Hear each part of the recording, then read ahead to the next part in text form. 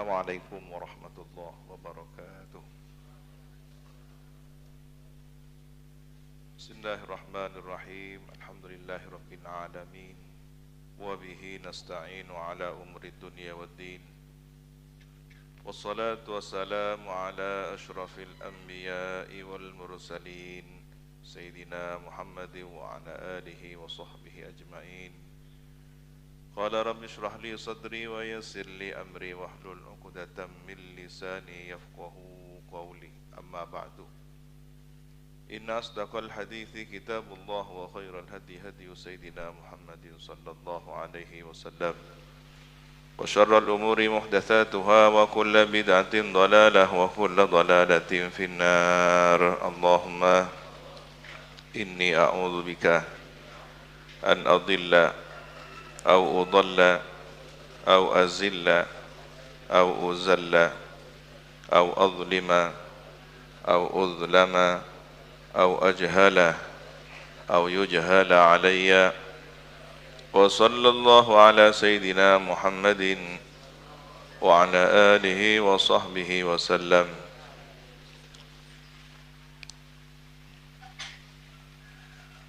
وبالسند المتصل إلى الإمام الفقيه الأصولي النحوي المفسر جلال الدين محمد ابن أحمد ابن محمد ابن إبراهيم المحلي، وإلى الإمام الحافظ المؤرخ الأديب المحقق المدقق جلال الدين عبد الرحمن ابن أبي بكر ابن محمد ابن سابق الدين الخضيري السيوطي رحمه الله تعالى، ونفعنا بهما وبعلومهما وبأسرارهما وبأسرار سائر الصالحين. اللهم افتح لنا فتوح العارفين. اللهم انفعنا بما علمتنا وعلمنا الذي ينفعنا وزدنا علما والحمد لله على كل حال.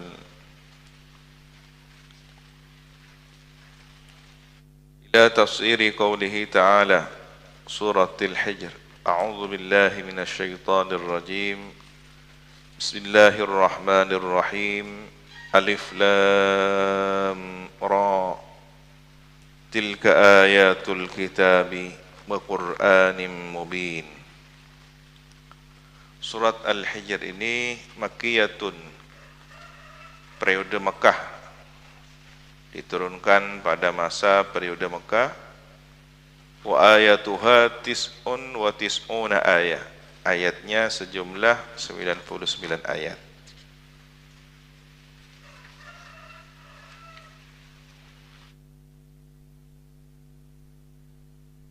Bismillahirrahmanirrahim, dengan menyebut asma Allah yang Maha Pengasih lagi Maha Penyayang. Alif Lam Ra, Allahu a'lamu bimuradihi bidzalik. Allahu, adapun Allah, a'lamu ialah lebih mengetahui, bimuradihi terhadap maksud atau yang dikehendaki dari makna bidzalik tersebut. Menurut Syekh Abdul Qadir Al-Jailani, Alif Lam Ra ayyuhal insan al-afdal al-akmal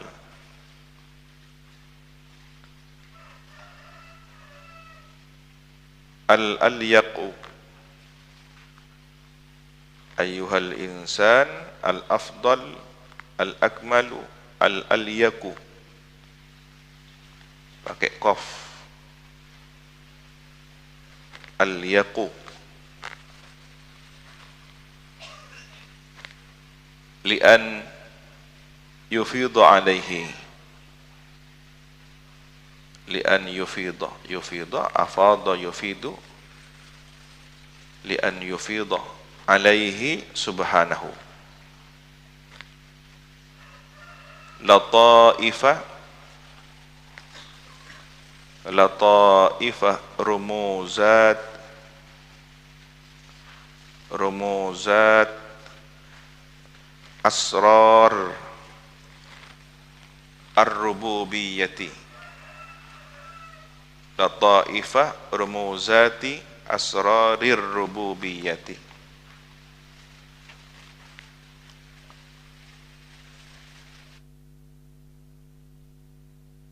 Walawaiha raqaiqi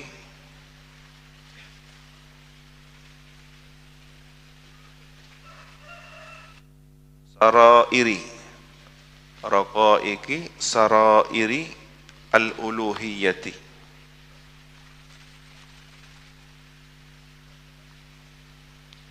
Al-lami'ati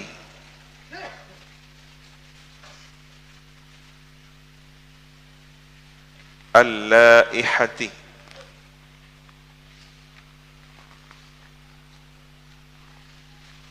Al-lami'ati al-laihati.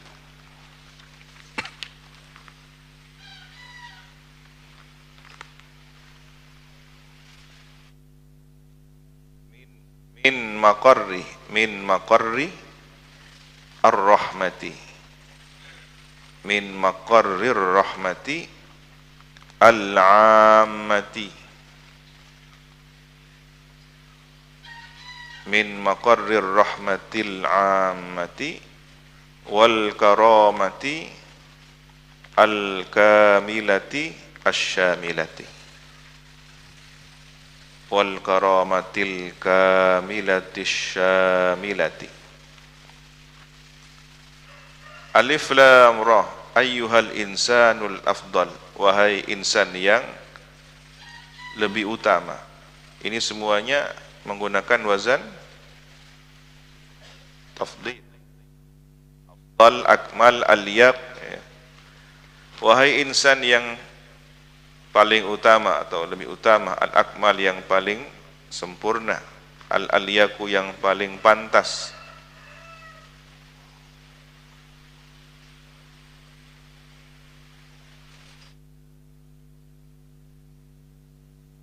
Paling pantas li'an yufidu alaihi, untuk melimpahkan alaihi kepada insan itu subhanahu wa ta'ala. Siapa Allah ta'ala? Melimpahkan apa? Lataifa rumuzat. Lataif, kelembutan, rumuz, sandi, kode, asrarir rububiyyati, rahasia ketuhanan. Dan melimpahkan apa? Melimpahkan lawaihah. Lawaih itu dari laihah, tampak, terang, ya. Terangnya atau cemerlangnya raqaiq. Raqaiq ini sesuatu yang sangat halus, lembut. Sarairil uluhiyati, rahasia ketuhanan. Kalau yang tadi rububiyahnya, yang sekarang adalah uluhiyahnya. Al-lami'atil laihati, yang cerlang, laihati, cemerlang. Cerlang, cemerlang, min maqarrir rahmati, dari tempatnya rahmat. Al-ammati, yang umum, rahmat yang umum. Wal karamatil kamilati syamilati, dan kemuliaan yang sempurna, yang syamilah, mencakup segala.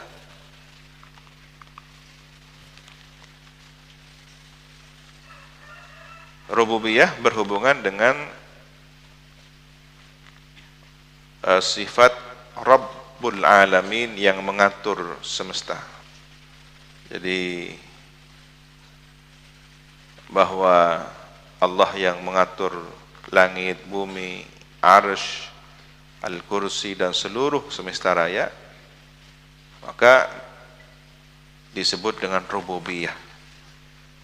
Sementara uluhiyah, ya sifatnya Allah yang memang berhak untuk disembah. Ilahun itu ila ma'budu bihaqqin, yang tidak berhak disembah kecuali Dia. Itu al-ma'bud bihaqqin, itu al-ilah Maka uluhiyah berkaitan dengan penyembahan kepada Allah Subhanahu wa taala. Dan ini satu dan lainnya tidak terpisahkan dan tidak boleh terpisahkan. Rububiyah dan uluhiyah itu satu kesatuan makna yang saling melengkapi. Hanya saja pembagian rububiyah dan uluhiyah ini sebatas pada fi'lullahnya, perbuatan Allah dalam mengatur semesta dan keberhakan Allah untuk disembah. Kalau rububiyah berarti berhubungan dengan Allah Maha mengatur semesta, mengetahui segala sesuatu. Tetapi kalau uluhiyah, bahwa yang hanya berhak disembah ya Allah Subhanahu wa taala.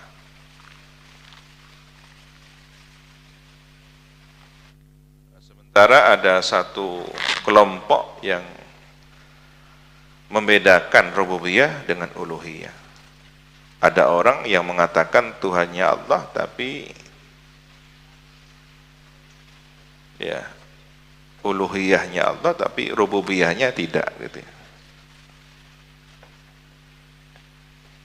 Seperti orang kafir Quraisy. Kelompok ini mencontohkan kaum musyrikin. Dia mengatakan bahwa orang kafir musyrikin Mekah itu percaya kepada Allah, tetapi menyekutukan Allah dalam hal rububiyahnya, bahwa ada yang mengatur alam selain Allah. Lalu dipisahkanlah. Ada orang yang hanya percaya kepada uluhiyah tapi tidak percaya kepada rububiyahnya Allah.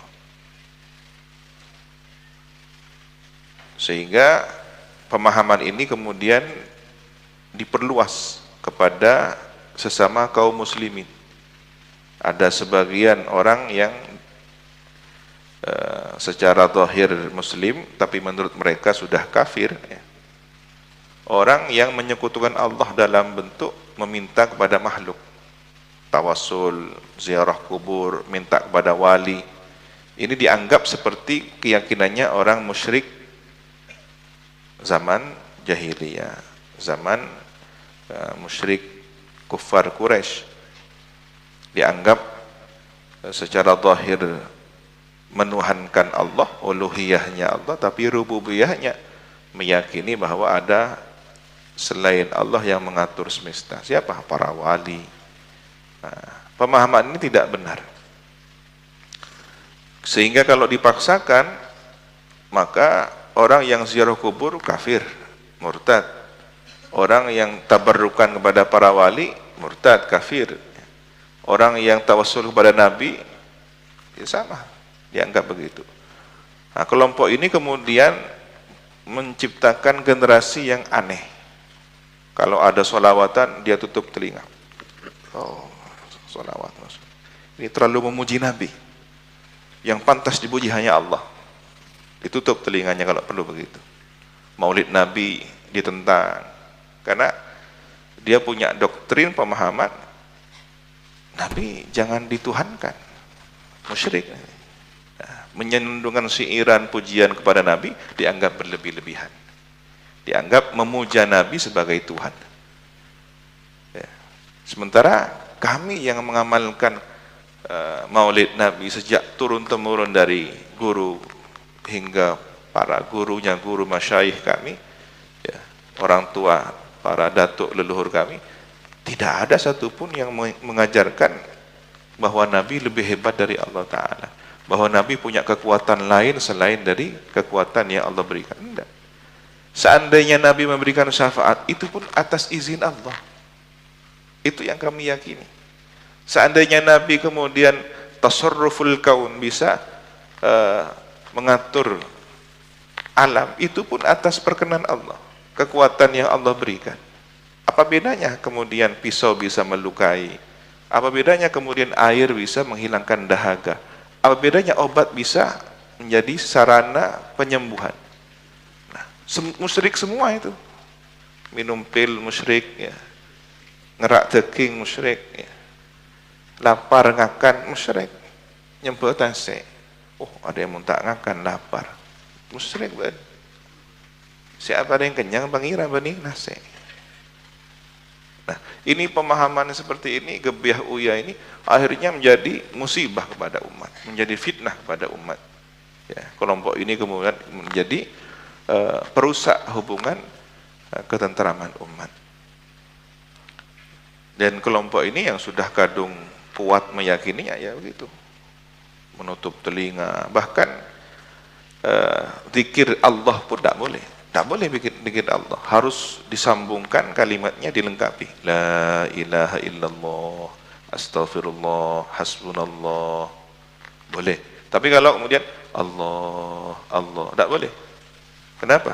Karena orang musyrik pun ketika ditanya siapa Tuhan kamu sekalian, Allah. Ada persamaan istirak lafzul jalalah antara orang Islam dengan orang kafir. Maka untuk membedakan, menurut mereka orang Islam tidak boleh zikir Allah, harus digandeng la ilaha illallah. Mana dalilnya?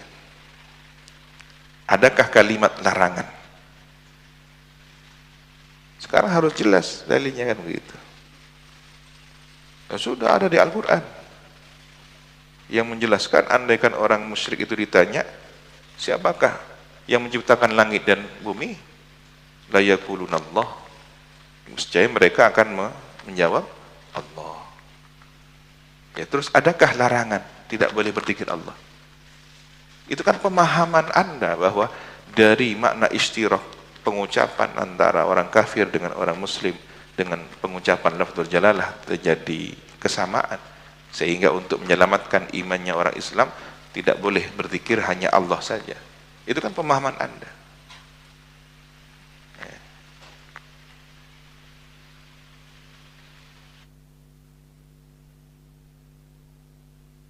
Sekali lagi, ketika seseorang yang baru belajar agama bingung memahami teks Al-Quran dan hadis, jangan memaksakan diri, tanyalah para ulama.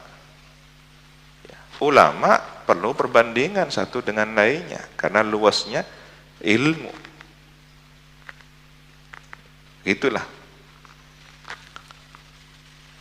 Sementara baginda Nabi pernah melafazkan lafaz Allah ketika Du'sur menghunuskan pedang. Nabi sedang istirahat di bawah pohon, pedang beliau disandarkan atau digantungkan ke pohon. Tiba-tiba menyelinap seorang kafir, Du'sur itu mengambil pedang Nabi dan menghunuskannya Nabi. Siapa yang menjagamu? Siapa yang bisa membelamu? Waktu itu para sahabat beristirahat agak menjauh dari Nabi. Nabi sedang sendirian di bawah pohon itu. Kemudian Nabi dengan tegas dan penuh keyakinan menjawab ketika ditanya, siapa yang membelamu? Pedang sudah dihunuskan, ini pedangnya Nabi. Siapa yang membelamu? Siapa yang bisa mencegahmu dari ini? Kemudian Nabi menjawab, Allah. Jatuh pedangnya, langsung diambil oleh Nabi, tampani makanya Nabi, dibalik. Sekarang siapa yang menjagamu? Antum ahsanun, engkau paling baik kami, engkau yang pemaaf. Sabar. Kemudian Nabi membiarkan Du'sur pergi. Nah, apa yang dilafazkan Nabi? Allah. Tidak boleh. Mana dalilnya? Nabi. Maka ketika ada orang zikir Allah, Allah, guru kami Ramai Ihya Ulumuddin punya kumpulan zikir yang disebut dengan zikir jama'i. Ya, zikir jama'i. Mirip tahlil tapi beda versi dan beda faidah sedikit. Nah, kalau tahlil itu lebih bermanfaat kepada para ahlul barzah, juga bermanfaat kepada yang membacanya, yang hidup. Sementara zikir jama'i lebih besar manfaatnya kepada kita yang masih hidup di dunia. Nah, salah satu dari susunan zikir jama'i di situ ada zikir Allah, Allah, Allah. Nah, orang ini ketika mendengar Allah dia akan tutup telinga. Aneh kan, ada orang Islam ketika dilafadzkan lafaz Allah karena sudah doktrinnya adalah doktrin seperti tadi. Kira-kira mirip siapa ini? Ya. Ketika nama Allah disebutkan, ketika nama Nabi disebutkan, ketika sholawat Nabi disebutkan, orang-orang semacam ini akan pergi dari majelis. Aneh kan? Yang bermasalah siapa? Kitakah yang sudah ratusan tahun terbiasa dengan maulid Nabi dan sholawatan, terbiasa dengan tahlil dan zikir Allah? Ataukah mereka yang bermasalah? Setan itu tidak betah kalau kumpul dengan orang zikir. Iya kan? Bukan saya yang bilang. Saya mengatakan setan tidak betah kumpul dengan orang zikir. Itu saja. Antum yang tertawa. Saya tidak bilang apa-apa. Ya.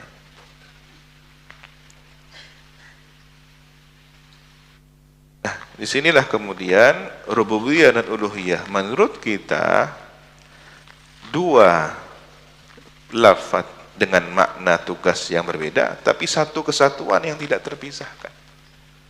Rububiyah, uluhiyah, tidak boleh dipisah. Tilka hadhil ayat. Ayat-ayat ini ayatul kitab, tanda-tanda Al-Quran, Al-Kitab, Al-Quran. Wal idafatu bimakna min. Ayatul kitabi ay ayat minal kitab. Wa Qur'anim mubin, dan Quran yang jelas. Mudhir lil haqqi, menampakkan kepada kebenaran. Minal batili, dari kebatilan.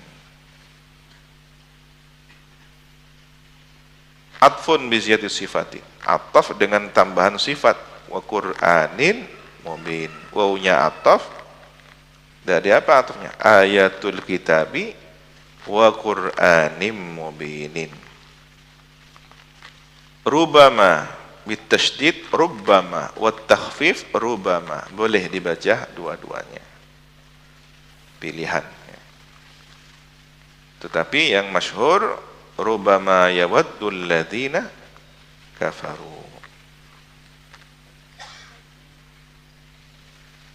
Yawaddu yatamanna, menginginkan, sangat menginginkan. Siapa alladzina kafaru? Orang-orang yang kafir. Siapa alladzina?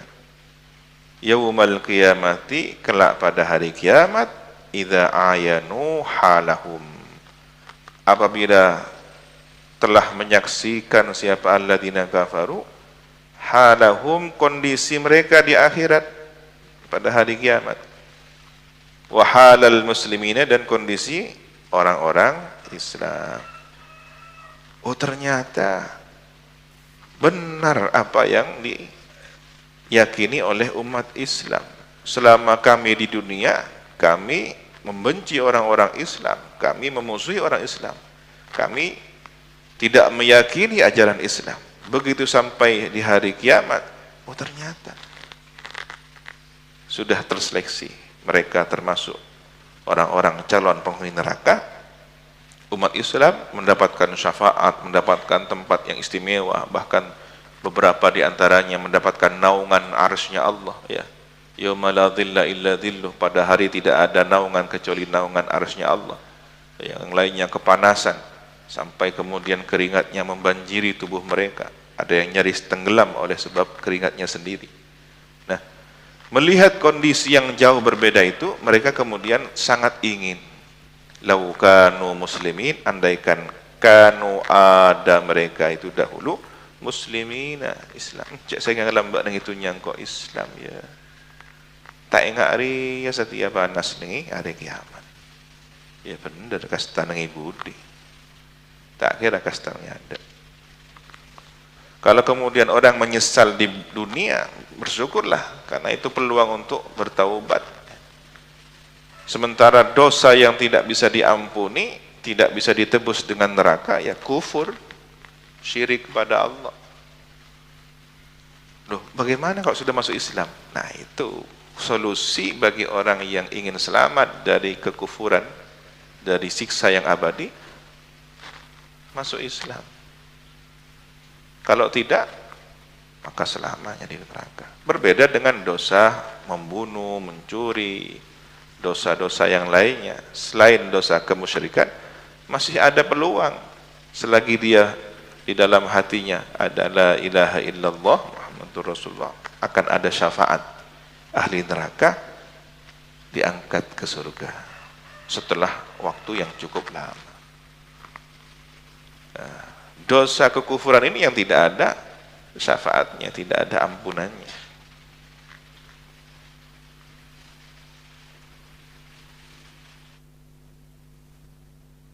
Jadi ukuran minimal orang itu di dunia apa? Minimal baca syahadat. Minimal baca syahadat. Kalau kemudian ada orang mengaku, saya tidak bisa berdakwah, saya tidak punya bekal ilmu. Anda menyampaikan kepada orang lain, suruh baca syahadat, la ilaha illallah Muhammadur Rasulullah, tidak bisa? Oh, kalau itu saya bisa, ya sudah. Alal aqal, paling sedikit orang itu nanti selamat setelah tersiksa di neraka, akan dimasukkan surga pada waktunya. Mungkin belum sholat, mungkin belum puasa, mungkin belum zakat, mungkin belum tutup aurat, mungkin masih tidak menjalankan fikih dengan baik, tidak tahu tohara, tidak tahu wudu, betalah bajang, ya. Sholatnya masih tidak sempurna, belum mencapai sholat yang khusyuk, puasanya juga tidak beres, ya, masih berjudi, masih bermaksiat, tapi paling tidak dia baca syahadat. Bagaimana pentingnya penyelamatan ini? Ada orang, anak kecil sakit, digendong oleh orang tuanya, Yahudi, sakit. Kenapa digendong keluar? Agar mendapatkan sinar matahari. Jadi ada penyakit yang harus membutuhkan sinar matahari. Tapi dilihatnya anak ini sudah sekarat. Kemudian Nabi berdakwah kepada anak ini, masuk Islam, ikuti ucapanku, ikuti ajaranku, engkau akan selamat. Padahal sudah nyaris meninggal dunia, sudah sekarat, sudah. Secara strategi dakwah tidak ada manfaatnya. Ini kalau sudah masuk Islam, mati, tidak bisa diajak berjuang, tidak bisa. Bukan itu hitung-hitungannya Nabi, tapi hitung-hitungannya jumlah umat Nabi di akhirat tambah banyak nanti. Kalau dia berhasil masuk Islam di penghujung hayatnya, detik-detik penyelamatan terakhir, orang ini akan menambah jumlah umat Nabi di akhirat. Begitu kalkulasi orang yang visioner, ya. Ya, tak kira manjar zakat kia, tak kira nyabis kia kan, bukan begitu. Ini urusan jabisan, urusan tabu. Pewaris Nabi harus punya akhlaknya Nabi. Jangan kemudian berpikir apa manfaatnya di dunia. Yang penting anak ini selamat masuk Islam, sudah meninggal dunia dalam keadaan husnul khotimah. Ternyata anak ini masih minta pendapat orang tuanya dengan mata yang sudah lelap, sudah tidak mampu digerakkan secara maksimal. Lihat ke ayahnya. Ayahnya paham bahwa anak ini minta restu. Bolehkah saya mengikuti baginda Nabi Muhammad? Kemudian Nabi di depan Nabi, ayahnya ini berkata kepadanya, Ati Abul Qasim, patuhi, taati. Ya, toroca kadaguna Abul Qasim. Orang Yahudi itu menyebut Nabi Abul Qasim, tidak mau menyebut Nabi Rasul dan Abul Qasim. Ya sebenarnya ada unsur penghinaan nyebut Nabi dengan Abul Qasim. Dianggapnya orang biasa-biasa. Karena itu kan apa namanya kalau pakai Abul Qasim, kunyahnya. Pada zaman dahulu tidak boleh ada orang menggunakan kunyah Abul Qasim, karena hanya Nabi yang punya kunyah itu. Nah, ada larangan. Nah, sebagian orang memahaminya larangan itu hingga sekarang berlaku. Ya tidak, Nabi sudah ila rafiqil a'la. Seandainya hari ini ada orang diberi gelar Abul Qasim dengan kunyah Abul Qasim, tidak masalah. Apalagi di bahasa Madura kan, apaan Qasim? Ya, tak kira apa ada. Tidak masalah. Nah, ini untuk menghindari kesamaan nama Nabi yang mulia atau menghindari kebiasaan orang Yahudi yang sinis kepada Nabi dengan sebutan Abul Qasim. Maka dilarang pada zaman itu memanggil Nabi dengan ya Abul Qasim. Tapi ada pilihan-pilihan lain ya, agar tidak teringat dengan peristiwa masa lalu itu. Di antara akhlaknya para sufi tidak menyebut Nabi dengan Abul Qasim, tetapi ya Abaz Zahra.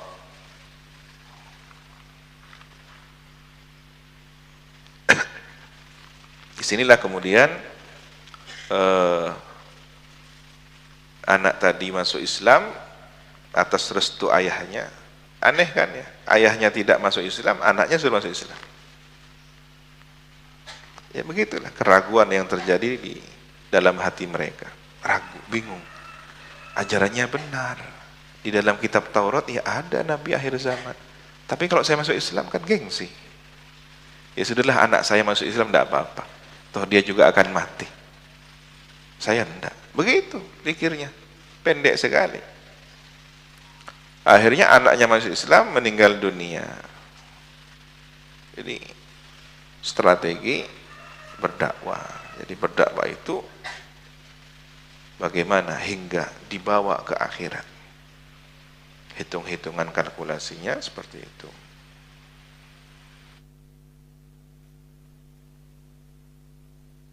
Warubba, dan lafaz rubba itu litaktsir, untuk menunjukkan banyak. Rubbama kalau dimaknai banyak apa? Sering kali, kerap kali ya. Rubbama kerap kali terjadi, kerap kali dilakukan, kerap kali merasa sangat ingin ya. Fa innahu, maka sesungguhnya yaksuru minhum, banyak dari mereka orang kafir itu, tamanna dzalika, berangan-angan sangat ingin dzalika, masuk Islam.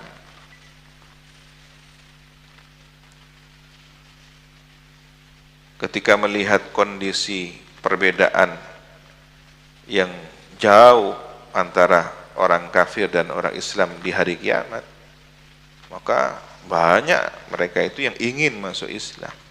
Wakila litaklil, dan dikatakan untuk taklil, sedikit sekali. Rubama, sedikit sekali. Yawaddu, ingin mereka orang-orang kafir, laukanu muslimin, andaikan mereka dahulu masuk Islam. Kenapa kok sedikit sekali? Fa innal ahwala, maka sesungguhnya kebingungan pada hari kiamat, tudahishuhum, mencengangkan mereka. Kondisi kebingungan pada hari kiamat itu membuat tercengang mereka pada hari itu. Fala yufikuna, maka tidak sadar mereka. Hatta yatamannau dzalika, hingga berharap kuat, sangat ingin dzalika, masuk Islam. Illa fi ahyanin qalilatin, kecuali dalam waktu-waktu yang sebentar. Kenapa? Karena saking bingungnya, bingung masalah akhirat, tetapi sekali waktu, sedikit sekali, mereka terkadang ingat, seandainya dulu masuk Islam ya enak. Bingung lagi karena digiring ya, digiring, dikumpulkan, dihimpun. Setelah keluar dari kuburan, mereka ada yang mengiring, ada semacam api begitu yang bergerak menggiring orang ini untuk berkumpul. Ya, bingung dengan api, bingung dengan panasnya matahari, bingung dengan keringatnya, bingung dengan masa depannya setelah ini, apakah ke surga atau ke neraka. Setelah melihat orang-orang Islam dapat fasilitas, apalagi ketika umat Islam dapat syafaat Nabi, mereka tidak dapat apa-apa. Tambah muncul lagi, seandainya saya dulu ikut Nabi, menjadi umat ijabah, tidak umat dakwah, umat yang menyambut panggilan Nabi, umat yang menyambut ajakan Nabi. Nah, kalau kita mendapatkan keterangan semacam ini, seharusnya tumbuh dalam benak kita rasa syukur. Alhamdulillah engkau ibadati umat kanjeng Nabi. Kan melak nang itunya. Ya. Apa ambo Islam. Ya, orang tua kita. Abah ummi sudah Islam, mengenalkan Islam.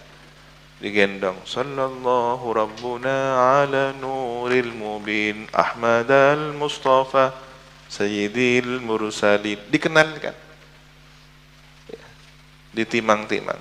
Berbeda dengan orang yang sudah fasik, munafik, kufur, ya. Apa? Dong tedong, ya. Tak tedong, ya. Ini suruh tedong. Berbeda dengan orang yang kemudian paham dengan keimanan. Maka anak ini dinabobokkan dengan senandung zikir, sholawat. Bismillah tawassalna billah. Itu yang saya ingat. Entah siapa yang membacakan ke telinga saya masih kecil. Sampai sekarang alam bawah sadar saya ketika ada senandung seperti itu. Ingat alam bawah. Ya, suara tarhim, suara, karena otomatis ini terdengar. Jadi berbahagialah ketika kita terpilih menjadi orang yang beriman pada baginda Nabi Muhammad SAW, kenal kepada la ilaha illallah melalui Muhammadur Rasulullah. Nah, oleh karena itu, karena kita dijadikan sebagai umat Nabi tanpa meminta, maka kita minta kepada Allah agar supaya kelak berkumpul Nabi di surga. Kalau itu harus minta. Ya. Kita lahir ke dunia jadi orang Islam ini tanpa diminta, dapat hidayah taufik, dipilih oleh Allah. Tapi untuk berkumpul Nabi, minta harus. Ya Allah, sebagaimana Engkau telah ciptakan aku terlahir menjadi umat Sayyidina Muhammad tanpa aku minta, beriman pada Nabi Muhammad tanpa aku minta, maka jadikanlah aku bersama Nabi Muhammad di surgamu dengan meminta.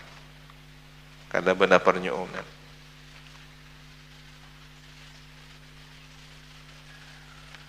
Dharhum, tinggalkan mereka.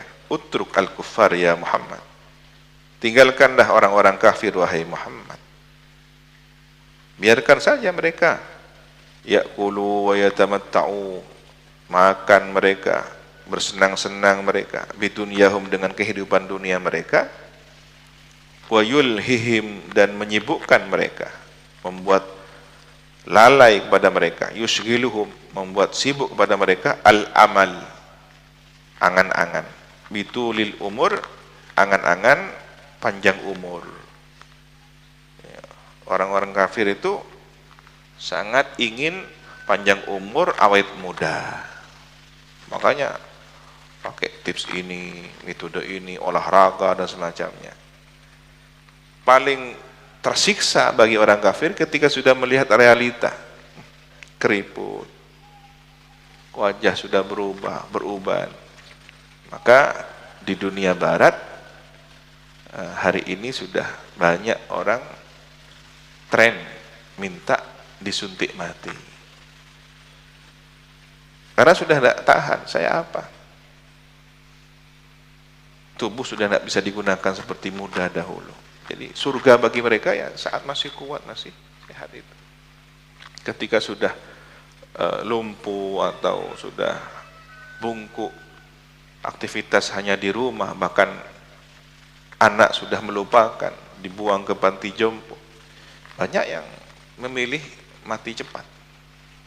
Ya, apa istilahnya suntik mati? Ada istilahnya ya. Karena sudah tidak kuat, penderitaan panjang. Itu dibahas oleh para ulama, bagaimana hukumnya orang minta disuntik mati.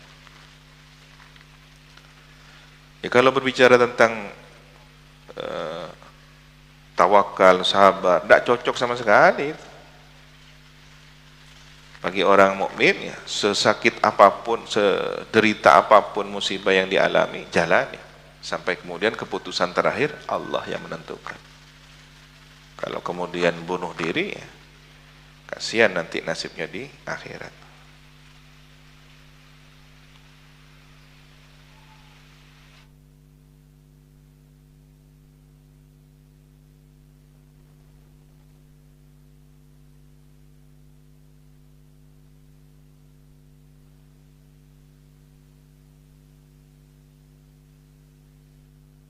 Wa ghairihi anil iman, dan angan-angan lain ya, selain panjang umur disibukkan dari iman.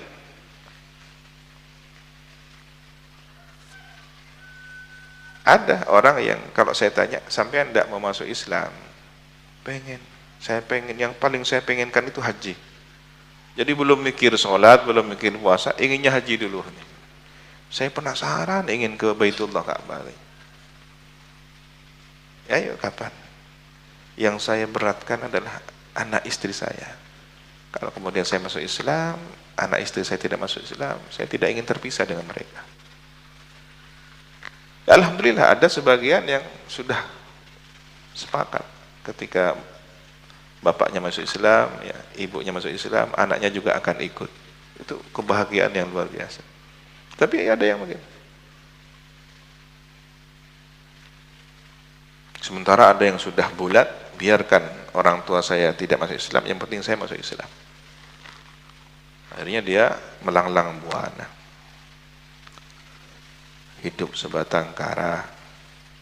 Tetapi ada yang dimuliakan oleh Allah, diberi hidayah, taufik, dialimkan oleh Allah, diberi keluarga, diberi rumah tangga yang bahagia. Macam-macam ya orang-orang yang mu'allaf. Ujian yang terberat bagi mereka itu adalah ekonomi biasanya di awal masuk Islam, karena yang sebelumnya kaya raya, hidup glamor, hidup foya-foya, tiba-tiba anjlok ekonominya, bahkan oleh keluarga dan sanak familinya diputus mata rantai ekonomi itu, tidak dibantu, tidak didukung, bahkan tidak diberi modal, sampai sengsara. Kalau dia kuat imannya, dia hanya bergantung pada Allah, minta kepada Allah, diberi jaminan oleh Allah kehidupan yang baik. Fasaufa ya'lamun, maka akan mengetahui mereka akibat amrihim, akibat perkara mereka itu. Nanti di akhirat akan tahu akibatnya. Wa hadza qablal amri bil qital, dan ini perintah Allah kepada Nabi untuk membiarkan orang kafir, sudah. Biarkan saja mereka hidup, makan, senang-senang. Biarkan mereka tersibukkan oleh angan-angan, sehingga lalai dengan keimanan sampai mati, sampai mereka nanti tahu sendiri di akhirat seperti apa. Tetapi ketika ada perintah memerangi orang-orang kafir yang menentang, yang melawan, yang mengganggu dan menyakiti, berbeda sudah.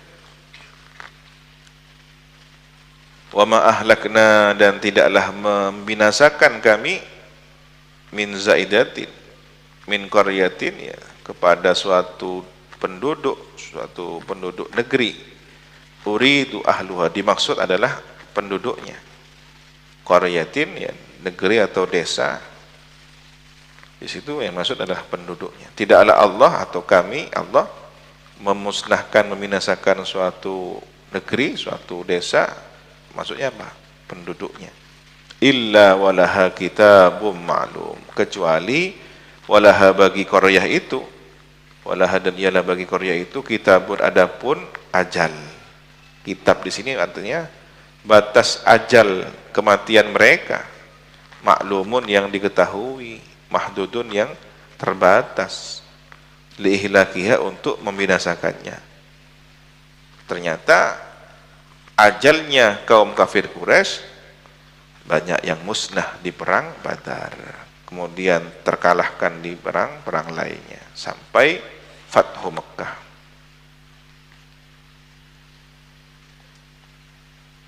Ma tasbiku, tidaklah mendahului, min zaidatin, min ummatin, tidaklah mendahului suatu umat ajalaha, tidaklah mendahului siapa satu umat ajalaha kepada ajalnya, wa ma yastakhiruna, dan tidaklah menunda atau tertunda, yata'akhiruna anhu, tidaklah mereka umat itu tertunda dari ajalnya.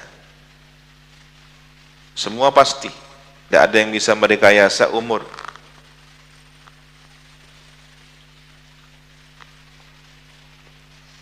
Seperti kisahnya tamu Nabi Sulaiman, ya, ada orang bertamu kepada Nabi Sulaiman. Di saat sedang bertamu, tiba-tiba ada tamu lain yang penampilannya aneh, tatapannya aneh. Kemudian tamu lain ini menatap tamu yang pertama, ditatap, merasa tidak nyaman. Ini apa, besar-besar. Setelah pergi tamu tadi, tanyalah tamu yang pertama, wahai Nabi Sulaiman, siapa ini? Malaikat maut. Tadi boleh ya bos gitu. Saya nggak benar-benar apa ki. Ya untuk Nabi Sulaiman, takut depak ke ajal, pangaleng udah, minta dipindah, karena khawatir itu adalah ajal kematiannya, minta dipindah, tolong pindah saya segera. Panjenengan kan punya mukjizat bisa memerintah angin, biar angin membawa saya ke India. India tempat yang terjauh waktu itu, di Moskow, India. Jadi harus melewati Sindhi, Hindi. Sindhi itu Afghanistan dan beberapa negara lainnya. Ya. Suruh sampaikan ke India. Tapi belum ada Amitabh Bachchan, belum zaman Nabi Sulaiman itu.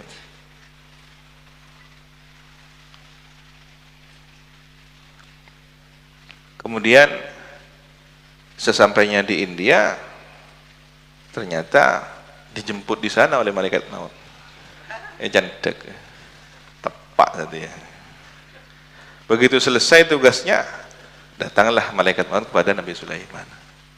Cerita malaikat maut, tadi saya ke sini untuk menyesuaikan, dikonfirmasi, cocok enggak? Kalau orangnya sesuai datanya, fulan umurnya sekian. Tapi yang kami herankan adalah waktunya.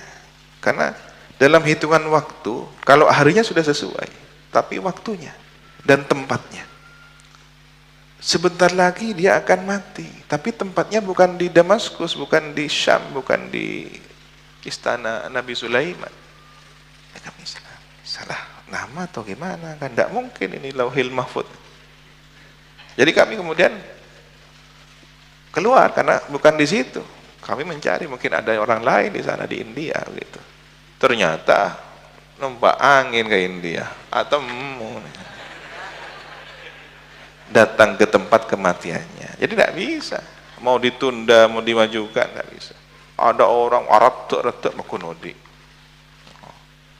Ada yang kemudian ingin mati syahid fisabilillah seperti Sayyidina Khalid bin Walid. Wafatnya di atas tempat tidur. Padahal setiap jengkal ada bekas luka, bekas sayatan, bolong-bolong. Tapi wafatnya di atas tempat tidur. Berapa banyak orang yang wafat di tempat tidur tapi dicatat mati syahid. Kenapa? Karena kerinduannya dengan syahid. Ingin mati syahid. Dan tidak sedikit orang yang mati dalam peperangan tidak mati syahid, mati bunuh diri. Seperti kisahnya orang yang bangga di hari kiamat, saya mati syahid ya Allah, saya ditombak ya Allah, saya dipanah oleh orang-orang kafir ya Allah. Kata, bohong kamu. Kamu itu ingin dikenal sebagai pahlawan, orang hebat. Ya. Ada juga kejadian di zaman Nabi, orang-orang pada mengatakan si fulan ya Rasulullah hebat dia. Pahlawan ini gerakan yang lincah, hebat ya, bahlawaniyah ya, harokah bahlawaniyah. Tidak tahu kok bisa jadi bahasa Indonesia pahlawan ya, mungkin pahlawan itu orang-orang yang biasanya pandai dalam bergerak lincah dalam peperangan. Nah, para sahabat semua berkomentar, si fulan ini jelas mati syahid ya Rasulullah. Kok bisa tahu kalian? Aku diberitahu orang ini tidak mati syahid. Tercengang para sahabat. Begitu Rasulullah membongkar rahasia bahwa orang ini tidak mati syahid, satu orang sahabat kemudian menjadi saksi. Saya ya Rasulullah saksinya. Saya melihat. Tadi diam karena takut salah, takut ada hal lain yang pandangannya tidak meyakinkan. Tapi ketika Rasulullah sendiri yang kemudian menjelaskan bahwa si fulan ini tidak mati syahid, saya saksinya ya Rasulullah. Saya melihat orang ini ditombak, tapi tidak segera mati. Kesakitan, akhirnya kemudian dia tusuk itu. Bunuh diri kan, mempercepat kematian. Tersiksa, tidak segera mati, tancap kaki sekali. Nah, ini yang menunjukkan bahwa siapapun orang itu belum pasti di akhir kehidupannya statusnya apakah dia orang yang su'ul khotimah atau husnul khotimah. Kadang-kadang tampilan luarnya seperti dia su'ul khotimah, tapi ternyata husnul khotimah. Maka tugas kita bukan menghakimi ya. Walaupun ada tanda-tanda keburukan, jangan kemudian ini pasti mati jelek ini. Ya, ada orang bunuh diri langsung, oh ini mati arat, tunggu dulu ya. Ya, siapa tahu dia tercabut nyawanya sebelum tali ikatan itu mengikat lehernya ya.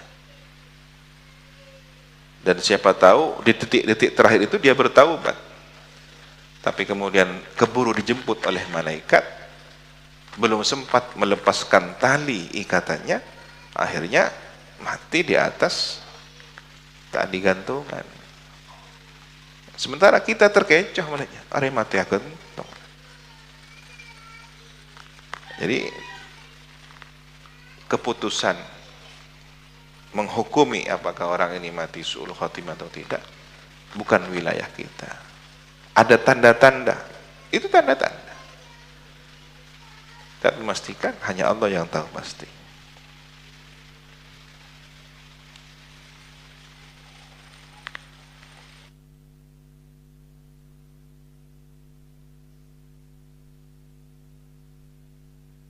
Waqalu, dan berkata, ay kuffaru Makkah.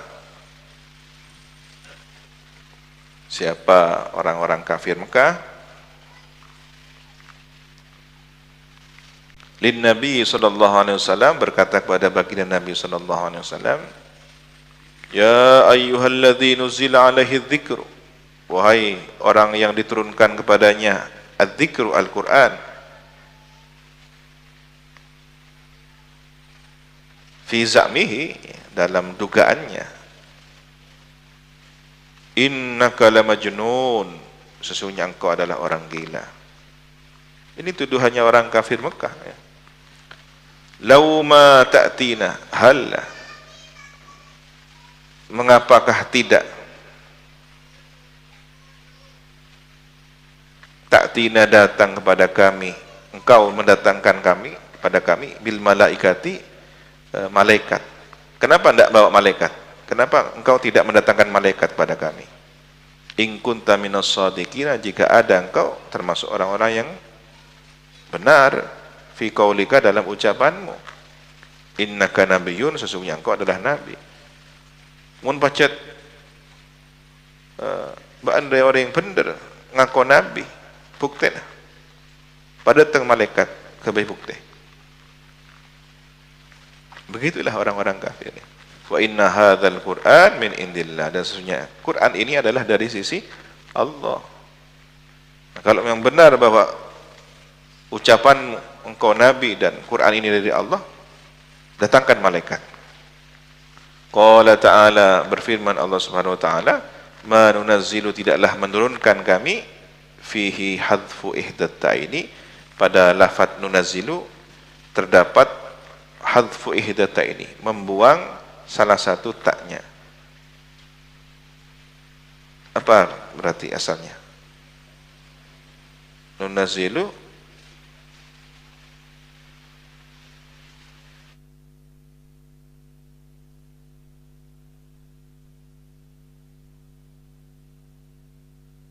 natanazzalu gitu ya.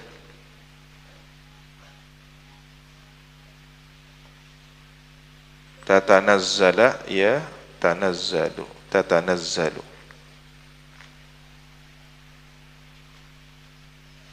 Tetapi di sini nunazzilu. Ya. Mungkin ada qiraah yang lain yang dimaksud tatanazzalu. Al malaikata, kami menurunkan malaikat, illa tidaklah kami menurunkan malaikat illa kecuali bil haqqi, dengan benar, bil adabi. Hak di sini kebenaran artinya adab. Jawaban dari Allah, ya, kami tidak menurunkan malaikat kecuali dengan membawa adab. Tidak pada datang malaikat, kan gitu. Orang kafir kan bilang, mun bacot ban bener nabi ban Quran dari Gusti Allah pada datang malaikat. Nabi Muhammad pada pak ka umat, jadi saya jengkal-jengkal. Malaikat mau ibadat datang ibadat, enggak. Kan tantangannya datangkan malaikat. Iya, malaikat bisa didatangkan, tapi malaikat ini didatangkan biasanya bawa adab, mau. Gitu. Wa ma kanu, dan tidaklah ada mereka itu idzan.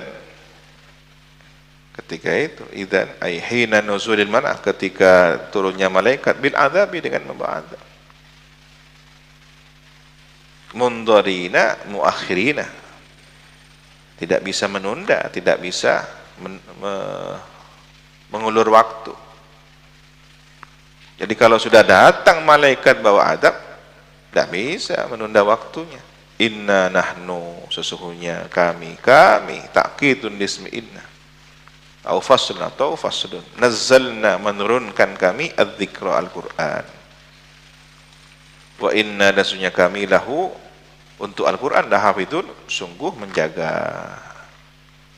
Minat tabdili, dari perubahan, wa tahrifi, dan perubahan, pergantian dan perubahan, wa ziyadah, dan penambahan, wa naqs, dan pengurangan.